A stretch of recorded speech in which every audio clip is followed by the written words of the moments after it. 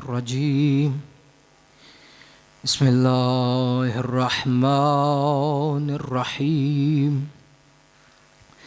لا حول ولا قوة إلا بالله العلي العظيم حسبنا الله ونعم الوكيل نعم المولى ونعم النصير الحمد لله رب العالمين وبارئ الخلائق أجمعين وباعث الأنبياء والمرسلين خلق الخلائق بقدرته ونشر الرياح برحمته الصلاة والسلام على سيدنا ونبينا ومولانا العبد المعيد والرسول المسدد المصطفى الأمجد المحمود الأحمد حبيب إله العالمين أبي القاسم محمد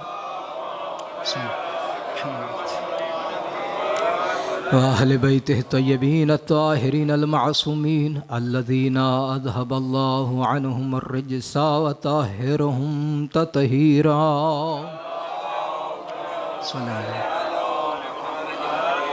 ولعنة الله على أعدائهم مجمعين ومنكر فضائلهم وغاصب حقوقهم أجمعين أما بعد فقد قال سبحانه وتعالى في كتابه المجيد بسم الله الرحمن الرحيم قل لا أسألكم عليه أجرا إلا المودة في القربى صلوات پڑھی محمد والے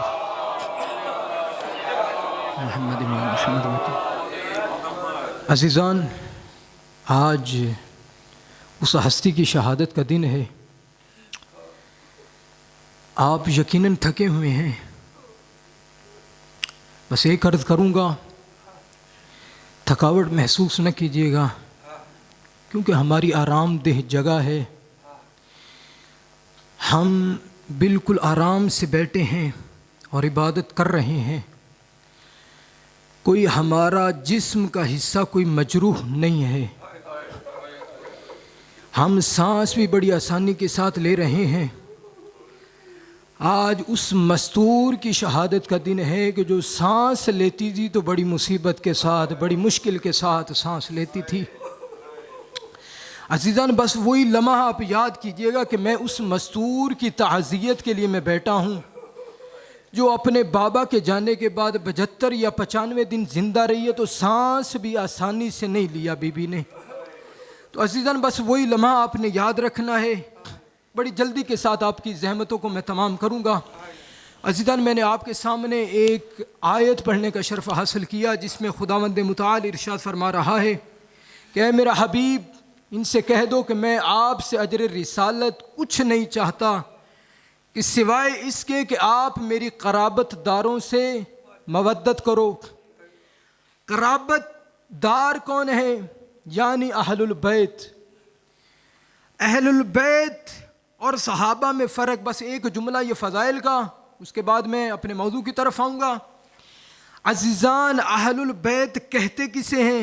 بس یہ جملہ اگر آپ نے سمجھ لیا ہماری مشکلیں آسان ہو جائیں گی۔ اہل البیت وہ ہیں کہ جن کی تعریف اللہ کرتا ہے، یعنی اہل البیت اللہ کی تعریف کے قابل ہیں، اور جو صحابہ ہوں وہ اللہ کی تعریف کے قابل نہیں ہیں، وہ ہمارے جیسے لوگوں کی تعریف کے قابل ہیں۔ یعنی صحابہ وہ جن کی تعریف ایک گناہگار بھی کرتا ہے، لیکن اہل البیت کسی گناہگار بندے کی تعریف کے قابل نہیں ہیں۔ کیوں؟ کیونکہ اہل البیت کہتے ہی اسے ہیں کہ جس کی تعریف خود خداوند متعال کرتا ہے۔ صلوات پڑھیے محمد وآل محمد۔ اب یہ فرق واضح ہو گیا، یعنی اہل البیت اور صحابہ۔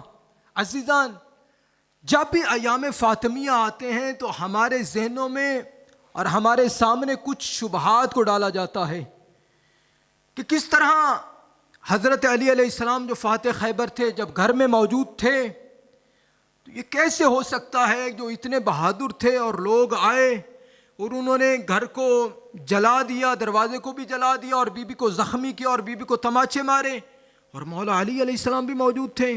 بس اسی کا جواب دینا اور تاریخ کی نقطۂ نظر سے دینا ہے. اب میرے ساتھ رہیے گا عزیزان.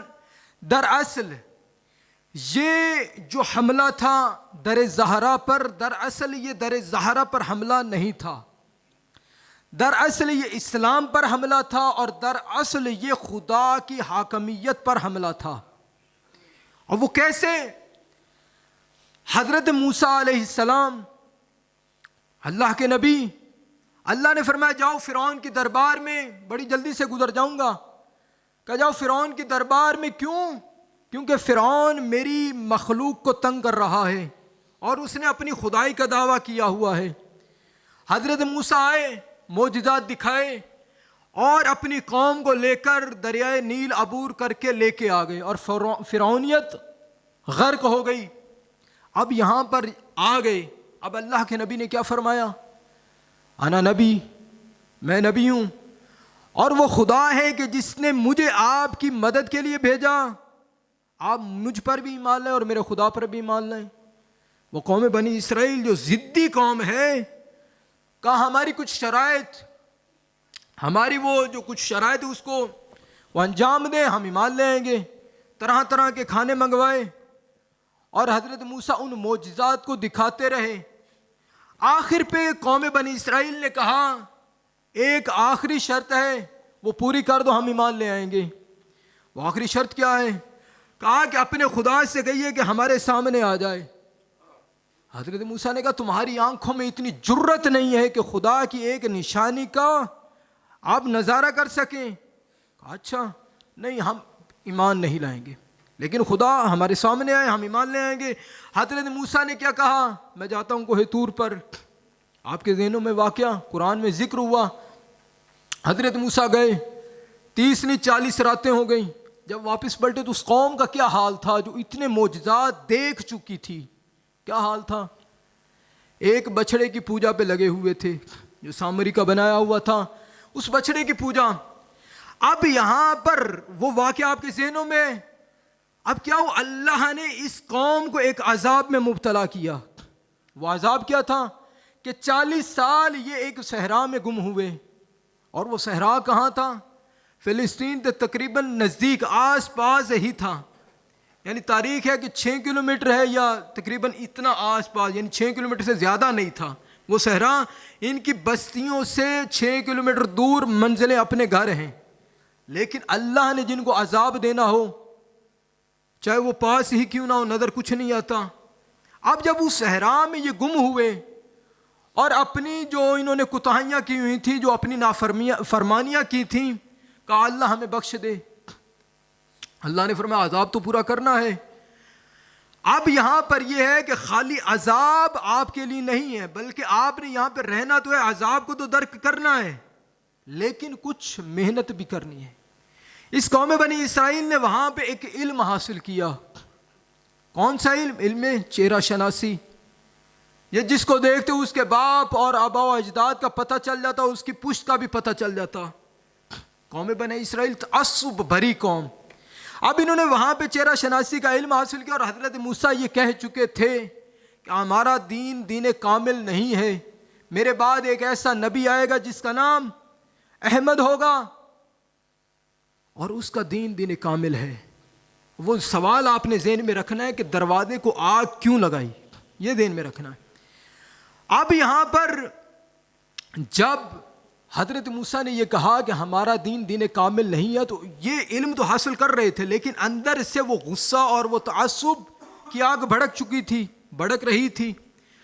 اب انہوں نے جب عذاب کو درک کر لیا, وقت گزرا, انہوں نے کہا اب ہمارے پاس علم تو ہے, ہم اس ہستی کو کیوں نہ قتل کر دیں کہ جس ہستی کی پشت سے وہ نبی آنا ہے, جس ہستی کی پشت سے وہ نبی آنا ہے. اب حضرت ہاشم علیہ السلام جو جد امجد رسول خدا صلی اللہ علیہ وآلہ وسلم ہے, محمد. اب انہوں نے کہا ہم اس بندے کو ڈھونڈتے ہیں کہ جس کی نسل سے وہ نبی آئے گا. حضرت ہاشم اپنی زندگی میں بہت بڑے تاجر تھے, جوان تھے, ابھی شادی نہیں ہوئی تھی, مکہ سے سفر کیا تجارت کے گھر سے فلسطین کی طرف. راستے میں حضرت ہاشم کو کسی طرح سے پتہ چلا کہ کچھ لوگ ہیں جو میرے قتل کے در پہ ہیں, وہ اس لیے کہ میری پوچھ سے ایک نبی آنے والا ہے. حضرت ہاشم نے فلسطین پہنچنے سے پہلے ایک گاؤں میں وہاں پہ شادی کر لی. ایک کہانی ہے, سنتے جائیے. اب حضرت ہاشم نے وہاں پہ شادی کی اور شادی کر کے کچھ عرصہ گزرے اور آگے چلے گئے فلسطین. اور فلسطین پہنچے ہی کہ حضرت ہاشم علیہ السلام کو وہاں پر شہید کر دیا گیا جوانی میں. جب شہید ہو گئے, کچھ عرصہ گزرا, حضرت ہاشم کے بھائی حضرت مطلب اب یہی بھی تجارت کی غرض سے اسی گاؤں سے گزرے, اور وہاں پر کیا دیکھتے ہیں کہ دو جوان ہیں جو کشتی لڑ رہے ہیں. ایک جوان جب وہ دوسرے کو شکست دیتا ہے اور ایک نعرہ بلند کرتا ہے, یا بنا ہاشمیون, میں تو ہاشم کا بیٹا. اب حضرت ہاشم کے جو بھائی ہیں حضرت مطلب, یہ میرے بھائی کا نام لے رہا ہے, میرے بھائی کی تو شادی تک نہیں ہوئی اور یہ میرے بھائی کا نام لے رہا ہے. اب وہ اسی فاصلے میں ہوتے ہیں اور جاتے ہیں اسی توگدو میں کہ میں اس بچے سے پوچھوں, اس جوان سے پوچھوں کہ یہ کیوں اس نے یہ اعلان کیا کہ میں ہاشم کا بیٹا. جب حضرت مطلب اس کی ماں تک پہنچے تو یہ پوچھا کہ یہ میرے بھائی کا نام لے رہا ہے. تو اس خاتون نے بتایا کہ آپ کے بھائی کو یہ خطرہ تھا اور وہ آگے گئے فلسطین میں اور قتل ہو گئی, یہ ان کا بیٹا. کہا پھر مجھے اجازت دو, یہ میرے بھائی کی نشانی ہے, میں اسے واپس لے کے جاتا ہوں. اجازت ملی. حضرت مطلب علیہ السلام اس جوان کو لے کر مکہ پہنچے.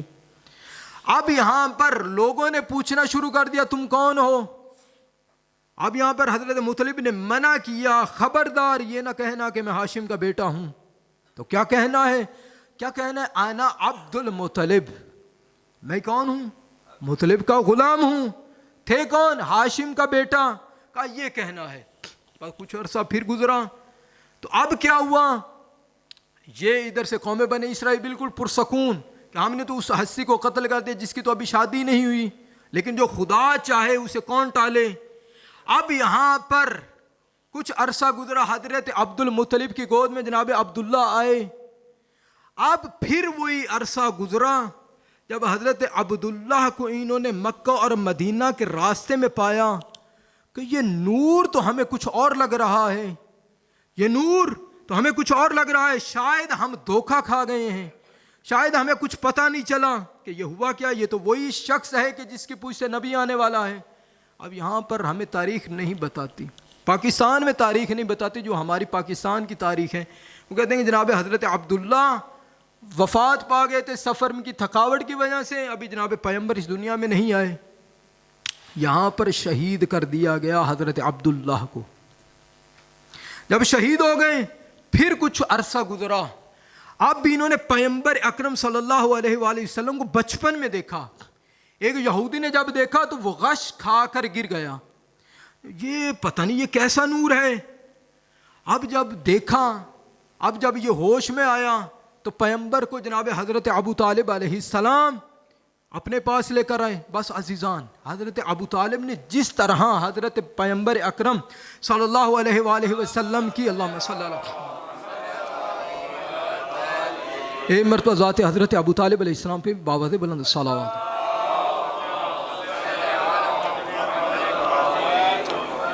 اب تاریخ کیا کہتی ہے, تاریخ کہتی ہے کہ جس طرح حضرت ابو طالب علیہ السلام نے اس بھتیجے کی حفاظت کی ہے کہ جہاں پہ بھی جان کا خطرہ ہوتا کبھی جعفر کو سلاتے تھے, کبھی عقیل کو سلاتے تھے. کس طرح, یعنی اگر شب ہجرت بھی دیکھیں تو مولا علی علیہ السلام نے اس موت کے بستر کو پایا ہے, یعنی پتا تھا کہ اس موت کے بستر پہ موت کا خطرہ ہے, مولا سوئے. کتنی حفاظت کی. جب پیغمبر جوانی میں آئے, اب قوم بنی اسرائیل نے کیا کہا, یہودیوں نے کیا کہا, آپ پیغمبر جوان ہو گئے ہیں اور یہی اللہ کا نبی ہے, ہم اگر اب اس کو قتل کرتے ہیں تو یہ قوم جو قریش ہے یہ ہمارے خلاف کھڑی ہو جائے گی, قوم عرب, اور ہمیں تہتے کر دیں گے, ہم بچیں گے نہیں. اب کیا کریں, اب ہم اس طرح کرتے ہیں کہ آہستہ آہستہ اسلام قبول کرتے جاتے ہیں اور پھر جب ہمارے ہاتھ میں کوئی وقت آیا تو پھر ہم اسلام کا کلمہ پڑھ دیں گے، یعنی اسلام کو ختم کر دیں گے۔ اب انہوں نے آہستہ آہستہ اسلام کو قبول کرنا شروع کیا، اور جب موقع پایا، جب پیغمبر بھی اس دنیا سے چلے گئے، اور کس طرح گئے یہ تاریخ بتا رہی ہے ہمیں عزیزاً، جب پیغمبر اس دنیا سے پردہ کر گئے، اب کون ہے اسلام کا محافظ؟ آپ کے سوال ہے، کون ہے اسلام کا سب سے بڑا محافظ؟ پیغمبر کے بعد حضرت علی علیہ السلام۔ اب انہوں نے کیا کیا؟ ایک علیحدہ کیٹیگری بنائی اور اپنے لوگوں کو اکٹھا کیا ڈرا دھمکا کر، تو اب ایک کوئی رائے دو، اب اسلام کا سب سے بڑا محافظ ہے علی، کوئی ہمیں رائے دو کہ ہم اس محافظ کو بھی اپنے رستے سے ہٹا دیں اور اسلام خود بخود ختم ہو جائے گا۔ کہا پھر اس طرح کرو، علی جتنا بہادر کوئی نہیں ہے اور حکومت اب ہمارے ہاتھ میں ہے، اب ہم اس طرح کرتے ہیں کہ کوئی ایسا رستہ اپنائیں کہ حضرت علی علیہ السلام کی غیرت کو ابھاریں، اور حضرت علی علیہ السلام ہمارے خلاف تلوار کو اٹھائیں، اور ہمارے پاس وہ موقع آ جائے گا، ہم حضرت علی علیہ السلام کو شہید کر دیں گے۔ لیکن حضرت علی علیہ السلام وصیت ہو چکی تھی پیغمبر کی طرف سے، جتنی مرضی مصیبت آئے، اے علی تلوار نہ اٹھانا، اے علی تلوار نہ اٹھانا۔ لیکن پیغمبر پھر بھی دکھا کر گئے ہیں، اے لوگوں دیکھو، اگر ایمان لائے ہو منافقت نہ کرنا۔ منافق کیا مراد ہے؟ دوگلا کیوں کہتے ہیں؟ یعنی منافق کا نام منافق کیوں پڑا؟ یہ بھی ایک چھوڑیں اس میں بات کر دوں، منافق لیا کہاں سے گیا؟ انفاق سے نہیں، نفاق سے۔ نفاق کہتے کس کو ہیں؟ چوہا دیکھا ہے آپ نے؟ چوہا ایک سوراخ سے جاتا ہے، ایک بل سے جاتا ہے، دوسرے سے نکل جاتا ہے، یعنی دھوکہ دے گیا ہمیں، یعنی ہمیں اس نے دھوکہ دے دیا، ایک سوراخ سے گیا، دوسرے سوراخ کا ہمیں پتہ نہیں، ادھر سے فرار ہو گیا وہ۔ اب یہیں سے چوہے کی اس حرکت کی وجہ سے منافق لیا گیا، یعنی ایک حرکت تو آپ کے سامنے ہے کہ ہم اسلام لے کر آ گئے ہیں، لیکن دوسری جو حرکت ہے، جب اپنے شیاطین کے پاس جاتے ہیں تو کہتے ہیں کہ ہم تو مومنین کو دھوکہ دے رہے ہیں، لیکن اللہ فرماتا ہے یہ اپنے آپ کو دھوکہ دے رہے ہیں، آپ کو نہیں۔ صلوات پڑھیے محمد والے محمد والے محمد۔ اب یہاں پر انہوں نے اسی رائے پر عمل کیا۔ کس رائے پر؟ اسی دروازے کے اوپر۔ ابھی پیغمبر کو جاتے ہوئے تیسرا دن تھا، کیونکہ پیغمبر تو اپنی زندگی میں دکھا کے گئے ہیں کہ دیکھو اے لوگو، میں اس دروازے پہ رک رہا ہوں، اس دروازے پہ رک رہا ہوں جس دروازے پہ کہ موت کا فرشتہ بھی داخل نہیں ہوتا، میں اس دروازے پہ رک رہا ہوں کہ جس دروازے کے اوپر میں آیے تطہیر پڑھتا ہوں۔ اے مسلمانوں دیکھ لو، میرے جانے کے بعد کہیں ایسا نہ ہو کہ اس دروازے کی حرمت کو بھول نہ جانا۔ بس عزیزان، وہ اسلام کی دشمنی ان کے دلوں میں ابھر چکی تھی۔ انہوں نے کہا ہم اسی رائے پر عمل کرتے ہیں، اسی رائے پر عمل کرتے ہیں جس کی جو انہوں نے ہمیں مشورہ دیا ہے، ہم حضرت علی علیہ السلام کی غیرت کو ابھارتے ہیں، چلیں۔ اب بی بی کا بابا جب اس دنیا میں نہیں رہا تھا نا، جاتے ہوئے پیغمبر کا سر اپنی گود میں لیا ہوا تھا بی بی نے، ایک دروازے پہ دستک ہوئی، کون ہے؟ بی بی نے پوچھا، کہنے والا کہتے ہیں مجھے پیغمبر سے کام ہے، مجھے اجازت دیجیے۔ بی بی کہتی ہے میرے بابا کا حال نہیں ہے کہ تم سے ملے، جاؤ چلے جاؤ۔ ایک مرتبہ نہیں، دوسری مرتبہ نہیں، تیسری مرتبہ جب یہ کہا نا، اب بی بی کے آنسو آئے۔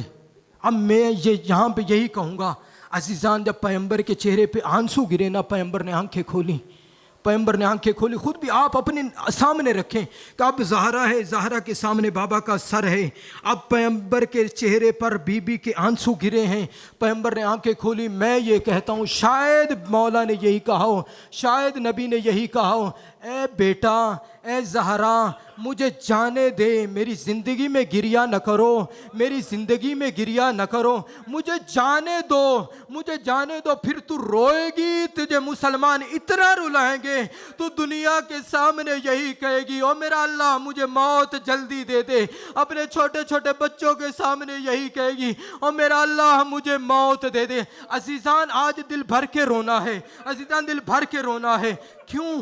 عزیزان جب پیغمبر اس دنیا سے چلے گئے بس یہی زہرا کہتی تھیں اے علی آج تیسرا دن ہے، مدینے والے مجھے پرسہ دینے نہیں آئے، مدینے والے پرسہ دینے نہیں ہیں۔ علی بھی شاید یہی کہتے ہوں زہرا رک جاؤ پرسہ دینے آئیں گے، پرسہ دینے آئیں گے۔ بس تیسرا دن تھا، مسلمانوں کے خیال میں آ گیا چلو زہرا کو پرسہ دے کے آئیں، روزے روشن، مسلمانوں کے ہاتھوں میں روشنی کا سامان۔ بس میں تو یہی کہوں گا مسلمانوں کے ہاتھوں میں روشنی کا سامان، روشنی کا سامان تھا کیونکہ دل اندھے ہو چکے تھے۔ روشنی کا سامان ایسا لے کر آئے، اس دروازے پہ آئے جہاں پہ پیغمبر رک جایا کرتے تھے۔ ایک کمینہ آگے بڑھ کے کہتا ہے اے زہرا علی کو باہر بھیجو، بی بی کہتی ہیں علی باہر نہیں آئیں گے، کہتا ہے باہر بھیجو نہیں تو میں اس دروازے کو آگ لگا دوں گا۔ اب وہ صدیقہ نے کہا اس دروازے کو آگ لگاتے ہو جہاں پہ میرا بابا رک جایا کرتا تھا، اب یہ کہتا ہے وائن مجھے کیا رک جایا کرتا تھا، ارے اس دروازے کو آگ لگاؤ گے جہاں پہ تمہارے نبی کی بیٹی رہتی ہے، کہتا ہے وائن مجھے کیا، میں تو آگ لگا دوں گا۔ بس عزیزان اسی بحث و مباحثے میں اس کمینے نے آگ لگائی، آگ لگی، آگ جل رہی تھی، دروازہ جل رہا تھا۔ تاریخ کہتی ہے اسی دروازے میں لوہے کی میخیں تھیں، اسی دروازے میں لوہے کی میخیں تھیں۔ ارے دروازے کو دھکا لگا، ارے دروازے کو دھکا کیا لگنا تھا، ارے بی بی دروازے اور دیوار کے مابین آ گئی، ارے وہ دروازے کی میخیں بی بی کے پہلو میں پیوست ہوئی۔ اب دروازہ اوپر تھا، بی بی نیچے تھی۔ بس عزیزان بس اتنا تھا، دروازہ گرا بی بی نیچے نہیں عزیزان، پوری فوج اوپر سے گزر گئی، پوری فوج اوپر سے گزر گئی، بس گزرنا تھا۔ عزیزان علی کی گردن میں رسیاں باندھی، او فاتح خیبر، او فاتح خیبر، علی کی گردن میں رسیاں باندھی لے کے چلے۔ اب بی بی اپنے دکھوں کو بھولا، بی بی نے اپنے دکھوں کو بھولا، کہا اے فضہ بتاؤ میرا چچا جایا کہاں ہے، کہا گرفتار کر کے لے کے گئے۔ اب بی بی نے مولا علی علیہ السلام کی آستین میں ہاتھ ڈالا، ہاتھ ڈالنا تھا، 40 کمینے لوگ اپنی طرف کھینچتے تھے، ارے اکیلی زہرا جو زخمی تھی علی کو اپنی طرف کھینچتی تھی۔ ارے لوگ ایک جوان نے، ایک کمینے نے یہ کہا 40 لوگ ہو تم اپنی طرف کھینچتے ہو، یہ اکیلی زہرا اپنی طرف کھینچ رہی ہے، دیکھو تمہاری جوانی کہاں گئی۔ بس ایک کمینہ آگے بڑھا، اس وقت تک زہرا نے ہاتھ نہیں چھوڑا جب تک زہرا کے ہاتھ کی ہڈی نہ ٹوٹ گئی۔ اللہ جانے پھر کیسے ٹوٹی ہے میں نہیں بتا رہا، اللہ جانے کیسے زہرا کا ہاتھ ٹوٹا۔ ایک ہاتھ سے تو تسبیح نہ پڑھ سکتی تھی، ایک ہاتھ پہلو پہ تھا۔ بس عزیزہ نے زہرا کا آخری وقت آ گیا، زہرا نے وصیتیں کرنا شروع کی، اے علی، اے علی خدا کے حوالے او میرے بچوں کا خیال رکھنا، او میرے بچوں کا خیال رکھنا۔ اب علی جیسا صابر رویا، اللہ جانے کیسے رویا، شاید علی ٹوٹے ہوئے ہاتھ کو رو رہا تھا، نہیں علی ٹوٹے ہوئے ہاتھ کو نہیں رو رہا تھا، کیونکہ علی نے وہ زخم دیکھ لیا تھا، ارے جس کی وجہ سے زہرا کی پسلیاں ٹوٹ چکی تھی۔ بس عزیزان علی جیسا صابر چیخو پکار کر کے رو رہا ہے۔ بس عزیزان زہرا کو غسل و کفن ہوا، کہا علی نے آؤ میرے بچوں ماں کو آخری سلام کر لو۔ اب حسن بھی آئے، حسین بھی آئے، زینب بھی آئی، ام کلثوم بھی آئی۔ بس یہاں پہ خدا نے کہا جبریل جلدی جاؤ، ماں سے ان بچوں کو جدا کرواؤ، ماں سے ان بچوں کو جدا کرواؤ۔ جبریل مولا حسین کو اپنی ماں، اس کی ماں سے جدا کرواؤ۔ مولا نے جدا کروایا۔ اللہ جانے ماں سے کیسے جدا ہوئے حسین، کیونکہ کروانے والے علی تھے، بڑے پیار سے کہا گا حسین بس اب آپ کی ماں کو لے کے چلے، اب حسین بس کرو، حسین بس کرو، بڑے پیار سے اور دلاسے بھی دے رہے ہوں گے، پیار بھی کر رہے ہوں گے، حسین بس کرو۔ بس میں آخری جملہ میں یہی کہوں گا، مولا آپ کی قسمت، مولا حسین آپ کی قسمت، آپ کی ماں سے آپ کو جدا کروانے والے آپ کے بابا ہیں۔ آؤ نا مومنین 10 محرم کربلا چلے، ارے آؤ نا مومنین 10 محرم کربلا چلے، ارے باپ کا لاشا ہے، 4 سالہ بیٹی ہے، اللہ جانے کیسے جدا ہو رہی ہے، ارے شمر کے ہاتھ میں تازی اللہ، ارے سکینہ کے اوپر ظلم کر رہا ہے، کبھی آئے گا سے تماچا، کبھی دوسرے ہاتھ سے تماچا، ارے سکینہ کہتی تھی بابا نہ میں دائیں رخسار پہ سو سکتی ہوں، نہ میں بائیں ہاتھ سے سو سکتی ہوں۔